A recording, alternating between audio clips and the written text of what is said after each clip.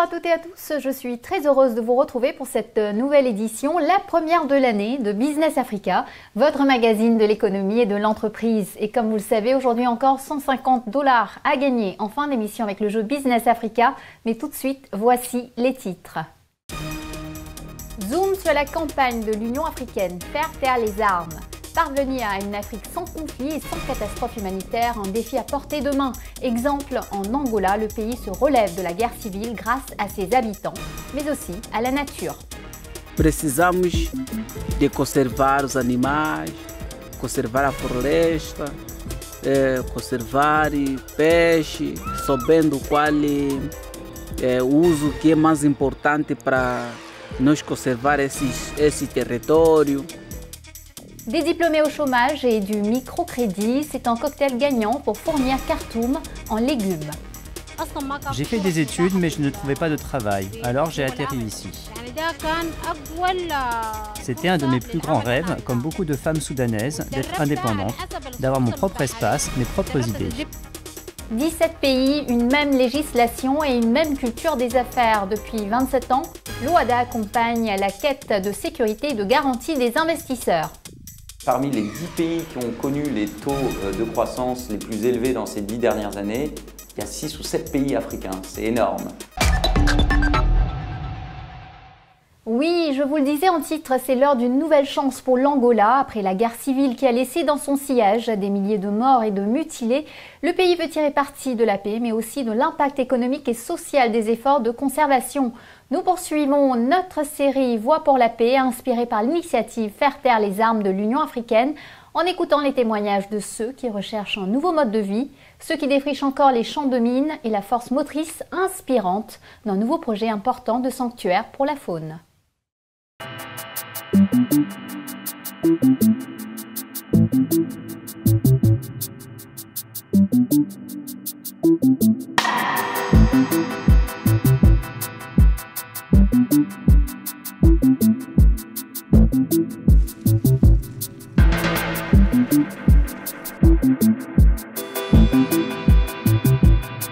Eu fui raptada em 1998 no lugar do Mwega Misa e eu fiquei na comuna do Yuva a fazer travessia do rio Quando, fazendo transbordo de material para o tempo da UNITA, para procurar a vida, não te matar. Como não conseguia levar na cabeça, então me incluíram no grupo que faz transbordo da NOA. Então ali é o motivo que me faz para mim fazer esse trabalho. É só para salvar a vida e conseguir sobreviver.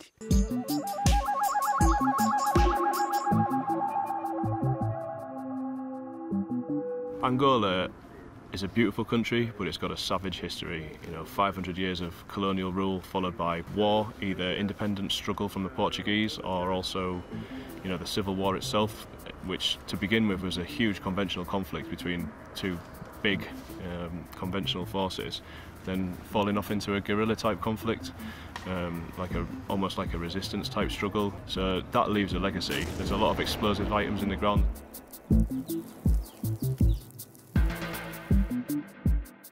The peace in Angola since 2002 has lasted. I am a South African and we fought the Angolan bush war against the Angolan government. With that as the backdrop, the landmines, the fact that the government didn't know who was living in that part of Angola exactly, whether they were dangerous or armed. And we found this incredibly peaceful community, the Chokwe and Luchazi, people that accepted us and guided us down their own rivers, down the Kwandu, the Quito, the Kwanafal. These incredible adventures we had with these people. Yes, the peace is held in Angola. Every year, people lose their lives to mines in Angola. So that is a definite threat. Na verdade, é um orgulho. Eu pessoalmente também me orgulho de ter sido parte desse contributo de minagem ou do acabamento ou do termo das minas em Angola.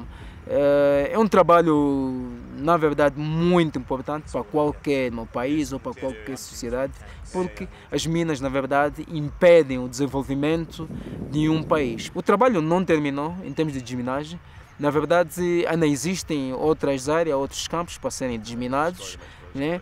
Mas num espaço de 3 anos, este é o desafio que nós temos de terminar com os campos que ainda existem. Yeah, so between the beginning of April last year and the end of March this year, we've cleared over 3,000 mines and over 1 million square meters. Precisamos de conservar os animais, conservar a floresta, conservar peixe, sabendo qual é o uso que é mais importante para nós conservar esse território. Então, também para nós conseguirmos se dar bem com os animais, de agora até adiante. Então, essa coisa, eu acho que outras coisas que não estou a me lembrar, coisa que eu vejo mais importante. The future of conservation in Africa is local. That's people like Elias and the Luchazi that live around the sources in Angola. They are our guides, companions up in those landscapes. They've shown us all of the source lakes, the peatlands, helped us find all of the new species, 122 new species to science we've found with those local communities. De antes os animais aqui era demasiado, mas os elefantes, os leões, onças, zebras também aqui, rinos, aqui estava bastantes. The wildlife of southeast Angola is traumatized. All of the animals are still there, but at very low numbers. A lot of them are night adapted, so you only really see them at night in our camera traps and never in person. They're almost like ghosts. They are coming back. The last 18 years of peace have seen some of the populations bounce back. Also in the last 18 years we've seen lots of local people coming back that were displaced during the war.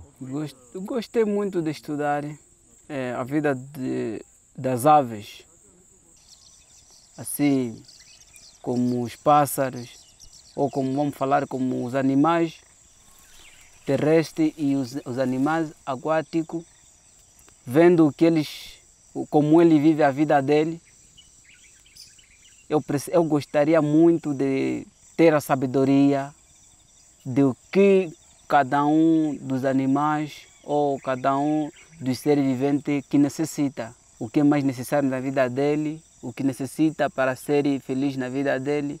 Eu gostaria de estudar essas coisas como a base da minha cabeça. By 2030, we hope that in partnership with government and local communities that we've been able to make investments of tens of millions of dollars into those communities living around the source lakes, up in the water tower in the Angolan highlands, investing in community cooperatives and associations to support alternative livelihoods and sustainable traditional livelihoods. Já descobrimos que no rio não pode se lavar com sabão muito porque danifica peixe, danifica os animais aquáticos. Já nos explicaram que a floresta não se usa assim. Muitas coisas que nós estamos a aprender mais com a vossa exploração. Rivers are wonderful metaphors for that, crossing these borders and becoming them. We need to break down those barriers and realize peace in Africa.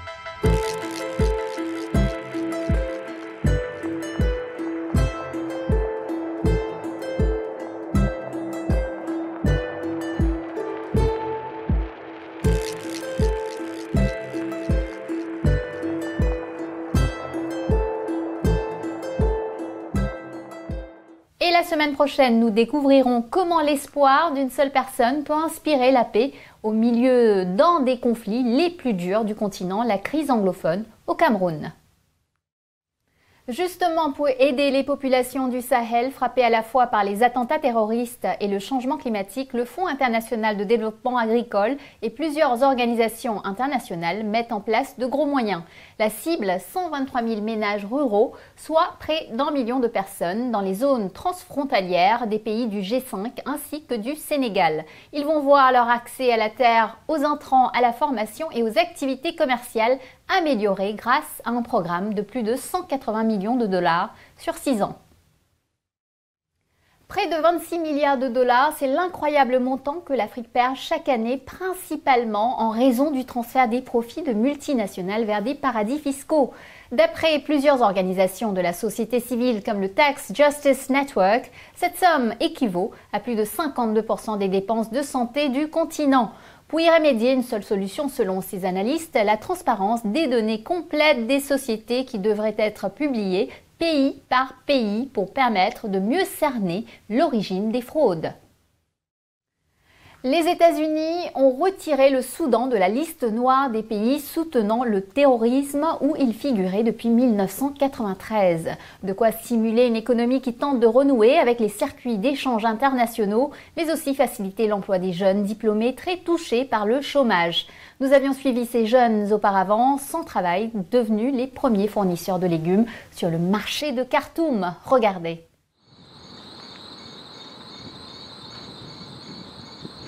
Afra travaille dans cette ferme soudanaise depuis 10 ans. On y produit des concombres, des salades, des poivrons et autres légumes. Elle supervise aujourd'hui les activités d'une équipe de 4 personnes. Mais avant d'être superviseur, elle fut d'abord ouvrière, avec pourtant un diplôme d'économie en poche. J'ai fait des études, mais je ne trouvais pas de travail, alors j'ai atterri ici. C'était un de mes plus grands rêves, comme beaucoup de femmes soudanaises, d'être indépendante, d'avoir mon propre espace, mes propres idées. Je n'étais pas seule. Mon père et ma famille m'ont soutenu. J'ai travaillé très dur avant d'en arriver là, j'ai mis toutes les chances de mon côté et maintenant je suis fière de travailler ici. Le chômage des diplômés reste une grande plaie des sociétés modernes africaines. C'est la conséquence d'une inadéquation entre les programmes d'enseignement et les besoins économiques. Conscient du problème, les pays tentent de corriger cette lacune. Le Soudan a ainsi multiplié les initiatives au cours de ces 10 dernières années. En 2008, 300 000 d'entre eux sont embauchés ou soutenus pour la création de petites et moyennes entreprises grâce à l'engagement d'un fonds multidonateur, comme pour le projet d'Abou Halima Greenhouse qui emploie aujourd'hui Afra, ainsi que de nombreux autres salariés.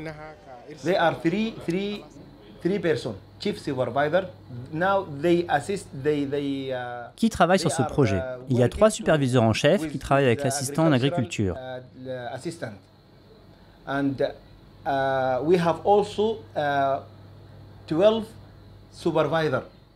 Nous avons aussi 12 superviseurs, dont un pour les serres.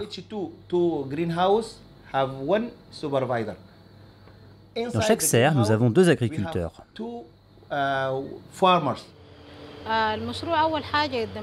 J'étudie les possibilités de reproduire le même projet que ces serres. J'aimerais avoir les mêmes serres, mais pour moi et ma famille. Abou Halima Greenhouse Project est présenté comme l'un des grands succès des financements de la Banque islamique de développement, qui a mis en place, avec la Bank of Khartoum, IRADA, un dispositif de microfinance. Celui-ci a permis l'installation de 25 exploitations sous serre, devenu en quelques années le premier fournisseur de légumes frais dans la région de Khartoum, avec une production annuelle de 1200 tonnes. IRADA a vu le jour en 2011 grâce à la BID. Le projet avait de l'ambition et a commencé par une initiative intéressante et avec un bon financement de 215 millions de dollars, apporté non seulement par la BID, mais aussi par la Zaka Chamber à hauteur de 25%. IRADA est devenu un modèle pour toutes les banques. Aujourd'hui, la microfinance représente 12% dans le portefeuille des banques. Le moringa est un autre succès de la finance islamique au Soudan. Cet arbre aux multiples vertus est recherché avant tout pour ses graines qui produisent une huile très prisée par l'industrie cosmétique. Mais on exploite aussi ses feuilles, son écorce et son bois. The Green Ishraka Company en a fait sa principale activité. À 35 km de Khartoum, elle cultive le moringa sur 30 hectares. Elle en tire des bénéfices, mais elle contribue aussi à lutter contre le changement climatique.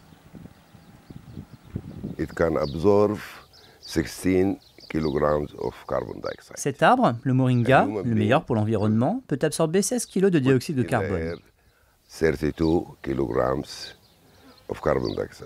Un homme rejette dans l'air 32 kg de dioxyde de carbone, donc 2 arbres absorberont ce qu'un homme rejette. Le projet Moringa ne profite pas seulement à son créateur.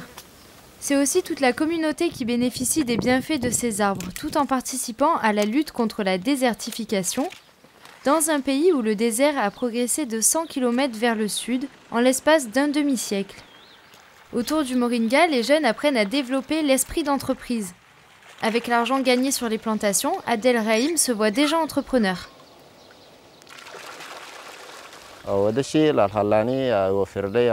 J'aimerais trouver un travail comme chauffeur et avec l'argent gagné acheter une voiture.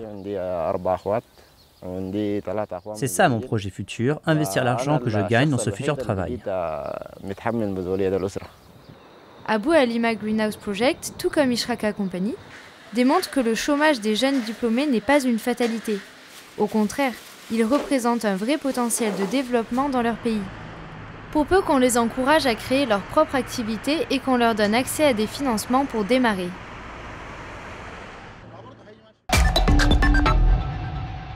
Bienvenue dans la deuxième partie de notre émission. Plus de 10 jours se sont déjà écoulés depuis que l'Afrique a ouvert un nouveau chapitre de son histoire économique avec l'entrée en vigueur de la ZECLA, la zone de libre-échange continentale africaine. Opérationnelle depuis le 1er janvier, elle cible le développement des échanges intra-africains à travers la libéralisation progressive de 90% des droits de douane. Trudy Arzenberg, directrice exécutive du Trade Law Center en Afrique du Sud, nous explique ce qui se passera concrètement à partir de cette année aux frontières des pays africains et quel sera l'impact sur les recettes fiscales. Ce que nous verrons très probablement, c'est que les envois de certaines marchandises d'exportateurs en provenance de l'un des États membres arriveront à un poste frontière où les douaniers vérifieront la documentation.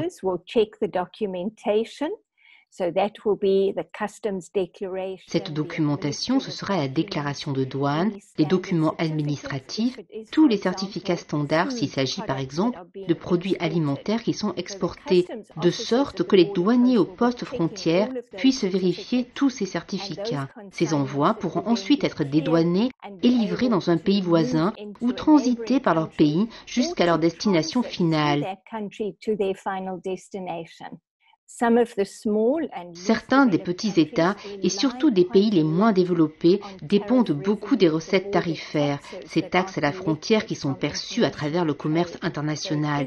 C'est certainement une préoccupation pour certains pays car à mesure qu'ils réduisent les droits d'importation, ils s'attendent à ce que leurs recettes tarifaires diminuent. Afreximbank, la banque d'import-export de l'Afrique, a lancé une facilité de caisse d'un montant initial de 1 milliard de dollars américains. Et cette facilité, c'est un prêt conçu spécifiquement pour aider les plus petits pays et évidemment les moins avancés qui subissent une perte de revenus ou dont les entreprises peuvent rencontrer des difficultés à mesure qu'il y aurait davantage d'importations qui arriveraient sur le marché intérieur. Et ils pourraient avoir besoin de soutien pour faire face à un environnement plus concurrentiel dans leur économie nationale. C'était Trudy Arzenberg, directrice exécutive du Trade Law Center. Et parallèlement, les pays africains décident d'unir leurs forces en faveur de la conservation et de la biodiversité. En cette fin d'année, 24 pays d'Afrique de l'Est et australe ont décidé de créer à Nairobi un centre de données qui permettra de prendre des décisions éclairées sur la conservation des espèces et la lutte contre le trafic d'animaux sauvages. 27 ans d'efforts d'harmonisation du droit des affaires, 17 pays d'Afrique ont réussi à faire de l'OHADA un espace attractif qui marque des progrès dans le classement Doing Business. Des garanties à la sécurité des investisseurs, les réformes entreprises ont été considérables, mais il reste encore des problèmes à résoudre. Les investisseurs qui ont choisi d'investir en zone OHADA ont confié leur expérience à David Tiombiano dans la dernière partie de notre série Le droit des affaires, c'est votre affaire. Parmi les 10 pays qui ont connu les taux de croissance les plus élevés dans ces 10 dernières années, il y a 6 ou 7 pays africains. C'est énorme. Sur l'Afrique, Fabrice Le Sachet ne voit que d'immenses opportunités inexploitées. C'est le cas du marché du carbone sur lequel se positionne Aira Group, la société qu'il a fondée en 2006 son diplôme de l'école des hautes études commerciales en poche. On vient de signer un contrat de plus de 2 millions de tonnes d'approvisionnement de crédits de carbone africain en Corée du Sud. Tous les États cherchent à attirer et à séduire des investisseurs, ces grands entrepreneurs qui mobilisent des milliards pour développer des projets, améliorer la croissance et créer des emplois. Mais avant tout, ces hommes d'affaires veulent tirer à juste titre des bénéfices de leurs investissements. Seul un bon niveau de rentabilité du projet peut motiver un entrepreneur à se lancer dans l'aventure. La prospection en Afrique est quelque chose qui m'apparaît très... Et j'en ai fait. C'est la plus difficile du monde et la plus chère du monde. Alexandre Villegrain recommande à l'investisseur qui arrive sur le continent de se défaire de certains clichés, de cette image d'une Afrique arriérée, d'un continent de la misère, de la maladie, de la guerre, de l'ignorance et de la corruption. Les nouveaux investisseurs doivent comprendre que cette Afrique-là est en voie de disparition. Pour réussir, il faut donc être capable d'offrir des biens et des services en phase avec les besoins et les exigences d'une société en mutation. Aujourd'hui, dans beaucoup de pays africains, vous payez avec votre téléphone. Ça prouve que c'est un territoire surdéveloppé. L'entrepreneur qui vient en Afrique, il faut qu'il se dise, il faut que j'en propose des trucs que même moi, j'aimerais avoir. L'aventure commence donc avec la prospection, les études de faisabilité, le montage du business plan, la mobilisation des bailleurs de fonds. Après, il faudra passer à la phase réalisation. Le promoteur et ses équipes doivent surmonter de nombreuses contraintes administratives, politiques et socioculturelles. Dans ce parcours, patience et endurance ne doivent pas faire défaut à l'entrepreneur. On pourrait souhaiter que ça aille plus vite, mais il faut aussi respecter les institutions, respecter les interlocuteurs, mais il y a un temps nécessaire pour que les gens aussi s'imprègnent de votre démarche, de ce que vous voulez faire dans leur pays. Les chefs d'entreprise l'ont bien compris, on ne peut pas diriger sa société depuis son bureau parisien ou new-yorkais. Pour être un dirigeant accepté par ses équipes locales et ses partenaires, ils doivent s'immerger dans la culture et les habitudes des pays où ils travaillent. Moi, quand je suis au Cameroun, je suis camerounais. Donc, quand je suis au Congo, je suis congolais. Je suis au Gabon, je suis gabonais. Mon entreprise, elle est locale, elle est sur place. Donc, je ne suis pas un Français, moi, quand je suis du pays dans lequel... Donc, je dois me soumettre à la loi du pays. Et ça marche, surtout si les investissements réalisés s'inscrivent sur la durée dans une logique gagnant-gagnant qui s'appuie sur des compétences locales. Travailler avec les entreprises locales, c'est l'assurance d'une bonne connaissance du terrain et la garantie d'un précieux gain de temps dans les négociations avec les autorités. Les relations personnelles sont extrêmement importantes en Afrique, peut-être plus qu'ailleurs, et qu'il ne suffit pas d'arriver avec un bon projet, il faut aussi savoir l'expliquer, savoir le vendre localement, qu'il ne s'agit pas pour l'investisseur marocain de s'installer et de faire une belle opération, mais l'idée c'est que tout le monde en profite et l'économie locale au premier chef. Entreprendre en Afrique comporte bien des risques politiques, sociaux, économiques, juridiques ou de gouvernance. Conscients de ces problèmes, les États multiplient les initiatives pour améliorer la situation. 17 pays ont fait le choix depuis 1993 d'intégrer leurs lois et d'harmoniser leurs droits des affaires pour offrir une plus grande sécurité aux investisseurs. C'est cela l'OHADA, l'Organisation en Afrique pour l'harmonisation du droit des affaires, une institution qui fait bien l'affaire des investisseurs. Le droit OHADA, aujourd'hui, est un atout pour le développement des pays qui s'y sont soumis. L'OHADA, c'était une chose formidable. Voilà. C'est quelque chose de formidable, il faut le préserver et d'ailleurs, il continue à grandir. La sécurité juridique est une réalité au cœur de l'OHADA, mais il reste une bataille à gagner selon de nombreux acteurs, celle de la sécurité judiciaire. Malgré l'existence d'une cour d'appel supranationale, la Cour commune de justice et d'arbitrage de l'OHADA, connue pour ses courageuses décisions, il reste des efforts à faire au niveau des juridictions nationales en matière d'indépendance des juges. Toutes les entreprises ont des problèmes. Elles ont des problèmes parce que quelquefois, c'est vrai, pour passer en justice en Afrique, c'est très difficile. C'est un peu on défend toujours le pot de terre contre le pot de fer. Pour cet industriel, il faut plus que des taux de rentabilité mirobolants pour amener l'investisseur à s'engager. De ses 50 ans d'expérience de relation avec le continent, il retient une condition préalable pour réussir un projet.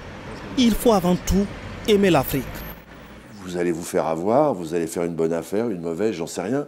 Mais déjà, si vous aimez, vous avez déjà gagné au moins 50% de ce que vous allez faire. Parce que si vous venez en Afrique en disant « c'est l'Eldorado, je vais gagner de l'argent », vous êtes sûr d'en perdre. Ça, c'est clair. C'est le moment de récompenser les fidèles de Business Africa. À vous de répondre aux questions qui suivent. Si vous êtes tiré au sort parmi ceux ou celles qui auront donné les bonnes réponses, vous gagnerez 150 $. Il s'agit du jeu numéro 541. Tous à vos crayons, écoutez bien les 2 questions qui suivent et bonne chance à vous. Première question. Combien de réfugiés ont été déplacés pendant la guerre civile en Angola? 4 millions, 8 millions ou 1 million? Deuxième question. Combien de pays sont membres de l'OADA? 25, 16 ou 17? Vous connaissez les réponses. Vous pouvez participer dès maintenant en allant sur notre site internet africaonair.com. Répondez aux questions, remplissez bien votre formulaire et bonne chance! Surtout, n'oubliez pas d'indiquer vos coordonnées, nom, adresse, téléphone, mail et le numéro du jeu auquel vous participez avec les réponses, bien sûr. Ce jeu, par exemple, est le numéro 541. Le gagnant recevra 150 $ par mandat. Félicitations, vous avez donné les bonnes réponses de notre émission numéro 537. Le nom de notre gagnant s'affiche à l'écran. Petit rappel. Première question. Combien compte-t-on de francophones dans le monde? Réponse, 300 millions. Deuxième question. Combien de temps faut-il pour créer une entreprise dans l'espace OADA? Réponse, 72 heures.